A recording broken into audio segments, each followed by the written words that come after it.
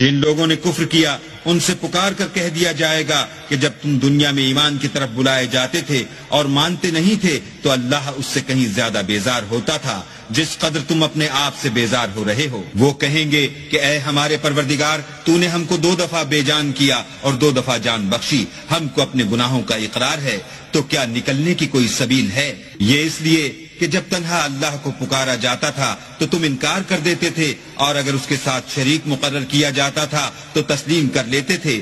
تو حکم تو اللہ ہی کا ہے جو سب سے اوپر اور سب سے بڑا ہے۔ وہی تو ہے جو تم کو اپنی نشانیاں دکھاتا ہے اور تم پر آسمان سے رزق اتارتا ہے، اور نصیحت تو وہی پکڑتا ہے جو اس کی طرف رجوع کرتا ہے۔ تو اللہ کی عبادت کو خالص کر کر اسی کو پکارو، اگرچہ کافر برا ہی مانے۔ وہ مالک درجات عالی اور صاحب عرش ہے، اپنے بندوں میں سے جس کو چاہتا ہے اپنے حکم سے وہی بھیجتا ہے تاکہ ملاقات کے دن سے ڈرائے۔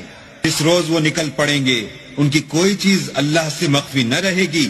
آج کس کی بادشاہت ہے؟ اللہ کی، جو اکیلا اور غالب ہے۔ آج کے دن ہر شخص کو اس کے اعمال کا بدلہ دیا جائے گا۔ آج کسی کے حق میں بے انصافی نہیں ہوگی، بے شک اللہ جلد حساب لینے والا ہے۔ اور ان کو قریب آنے والے دن سے ڈراؤ جبکہ دل غم سے بھر کر گلوں تک آ رہے ہوں گے، اور ظالموں کا کوئی دوست نہیں ہوگا اور نہ کوئی سفارشی جس کی بات قبول کی جائے۔